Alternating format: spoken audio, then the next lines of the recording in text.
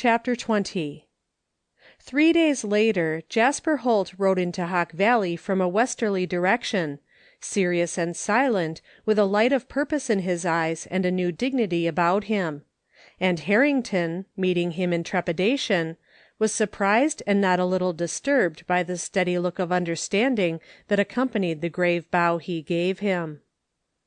The tournament had accomplished one thing in Holt's favor, for many men meeting him now acknowledged his presence by a formal greeting who had formerly been wont to ignore him utterly or treat him with contempt. A few even went so far as to try to talk with him in a friendly way when they met him in the post office, though perhaps there was the least bit of condescension about their manner when they did it. But Jasper Holt held on his reserved way, mingling little with any save his chosen few, and presuming not at all on his popularity on the day of the tournament. That incident was closed, and he wished it to be as if it were not, so far as they were concerned. The greetings of his fellow men he answered coolly, almost curtly, always briefly, and was gone. Would-be friends found little encouragement in any advances they made. A recognition won by mere physical skill was not what he desired. His pride lay not in that direction. There were things he intended to do, but they would take time, and meantime he went on his independent way, and men saw little of him. Time passed on, and Jean's languishing lovers recovered from their various heartbreaks. Other maidens visited Hawk Valley and were feasted and feted and cherished with flowers and tournaments. But Jasper Holt came no more to dispute their victories. He was keeping on his quiet, steady way, and gaining their respect every day. Not a word passed between Holt and the girl in the East whom he loved. Eleanor never mentioned him in her letters, although her conscience hurt her now and then that she did not, for she was an honest woman and liked to give even the devil his due.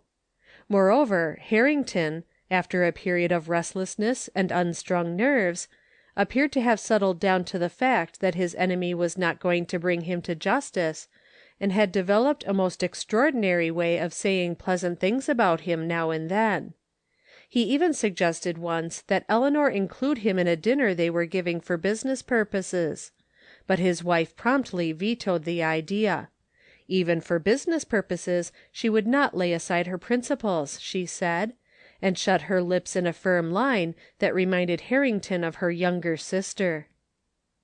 Jean, in her quiet, safe home, had not expected letters from Holt, and so had nothing to be disappointed about. But sometimes when her sister's letters came she listened eagerly, hoping for just some little word that would tell her how he was faring, and after they were read she would invariably sit looking wistfully off out of the window.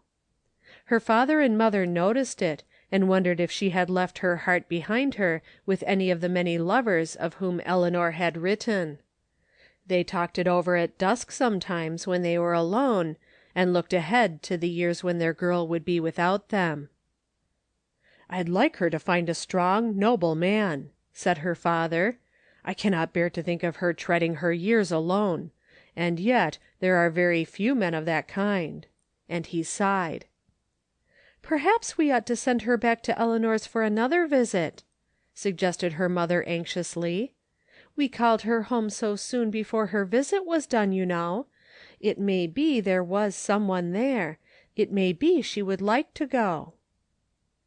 Yet when they suggested it to Jean, although her face lighted wistfully, she shook her head. "No, mother dear," she said firmly. "I'm going to stay with you. I'm not going off there again to get my head turned." And from that purpose they could not turn her, although they tried more than once. And so they settled back relieved and happy that she was content to stay with them. Nevertheless, although she would not go, she cried her heart out that night with longing, yet knew it was better that she should stay. A year and more had passed, with Jean continuing on her quiet way in the home and church. It was not an unhappy place to be. The manse in which they lived was beautiful for situation, built of stone with pretty rooms and many windows, the rooms all cheerful and light, and everything pleasant in a simple, unpretentious way. The people of the church loved Jean as they loved her father and mother, and she was welcome everywhere in all the merrymakings. She had a large Sunday school class in the church, and another in a mission in the lower part of the town, and her boys were her most devoted followers.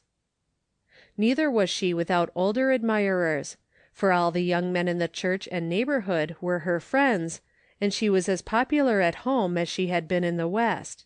The little manse reception room was never for long unadorned with flowers of some kind that had been sent to her, and she was never without an escort to anything she cared to attend. Yet, though she had a pleasant circle of young friends, and seemed to enjoy their company moderately, she never was deeply interested in any of them, and one by one those who had tried their fortune at her hand went sadly away and seldom came any more. Jean seemed happy. She spent much time with her music and her books, when she was not actually busy about the house or in the parish helping her father with some plan for his poor people or his sick people. But she was growing thin, and the wistful look was ever in her eyes now. Her mother watched her anxiously, and petted her more every day, and her father sighed and wished he could afford to take her off on a foreign trip for a little while. Jean only smiled and went on her way, doing every day the duty that came next. Sometimes the longing to hear from Holt grew intolerable. Sometimes she almost yielded to her mother's suggestion that she make Eleanor another visit. But something always held her back. What was she waiting for? A sign from Holt? No, that would probably never come. He had said he was unworthy, and he would not of himself cross her path again. But she could not go after him. He might have forgotten, yet she believed in her heart he had not. Her faith in him glowed bright as ever. Even when her common sense got to work and told her he was but human, and by this time the incident of their days together was a thing of the past to him, and she ought to be satisfied if her influence had helped him even for a time to let people know the good that was in him, still she did not believe that he had forgotten. She believed he was doing just what he had promised to do, and she must stay here and trust him. At least, if he had forgotten, she would rather never know. So she lived her life, and struggled with her heartache, and when the pain was too much, she knelt and prayed for him she loved. Then at last one day there came a great, fat letter from Eleanor, addressed to Jean. Most of Eleanor's letters were addressed to their mother, so that when Jean took this one from the post office, she caught her breath and her heart beat a trifle faster than usual.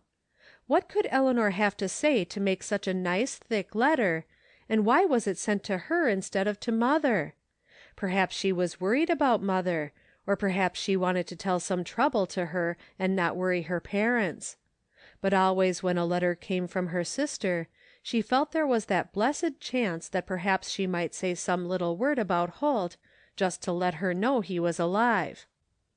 It was foolish, of course, because she never had done so, and yet hope is a subtle thing, and often abides without reason for its hiding, and springs forth at the least encouragement.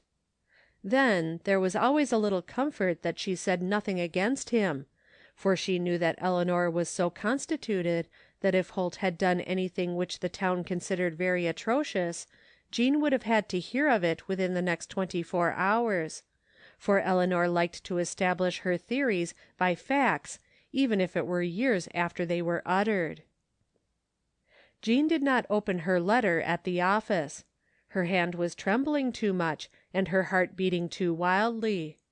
She did not wish to have anyone watch her while she read that letter, for she had a feeling that her face might tell its secrets when she was off guard, reading. So she held the letter with a firm little grip and walked down the leaf-strewn street among the falling golden foliage, trying to grow calm and remember that this was probably just a regular commonplace letter about everyday affairs, and nothing unusual in it at all, and she must not be disappointed nor expect anything great.